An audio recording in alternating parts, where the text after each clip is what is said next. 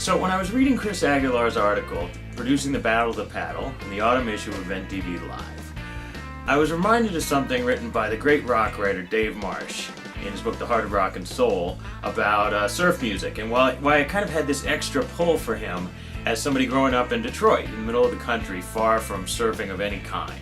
These kids who were part of the surfing craze out on the coast were not just, kids splashing around in the water, but gods walking on water. And as someone who's never surfed and has lived pretty far from the ocean myself, I get it, and when I was reading Chris's article, one of the things that fascinated me was not just how exciting it would be to shoot this sport, stand-up paddling, which is this amazing new variant of surfing, but that this was really an article about a guy carving a new niche, striking out into territory that no event videographer had ever claimed before. Really a story that I think we can all relate to. And the other thing that's cool about this is that it's very much in the category of how in the world did he pull this off.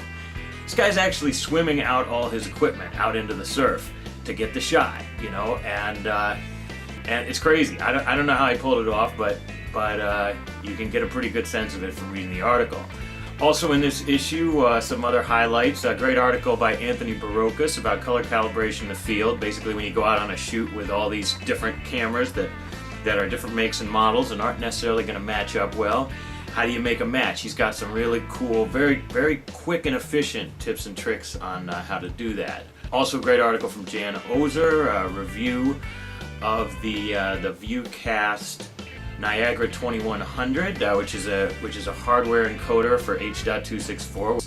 It's really a look at hardware versus software encoding with a particular attention to live event webcasting. Also in this issue, we've got Sean Lamb with part 3 of Producing Conference Video, his ongoing series. He tackles two kind of distinct but very important topics in this one. One is technical directing a live switch shoot, and the other is filming multimedia presentations, which if you've ever tried to do this, it's really much more complicated than you would anticipate. Another one to check out in this issue is Anthony Barocas' review of the Panasonic AVHS 400N.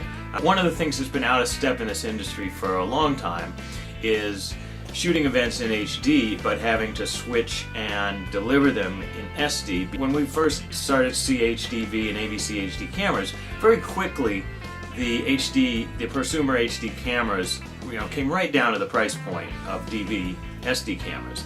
But it's taken a lot longer to get there with the switchers. That's changing, and it's time to really start looking at these switchers, these video mixers, and seeing what they've got to offer and moving everything into HD. And that's the issue. And read on, click on the videos, check them out. Just all kinds of cool stuff here. And that's the autumn issue of EventDVLive. We'll see you in the winter.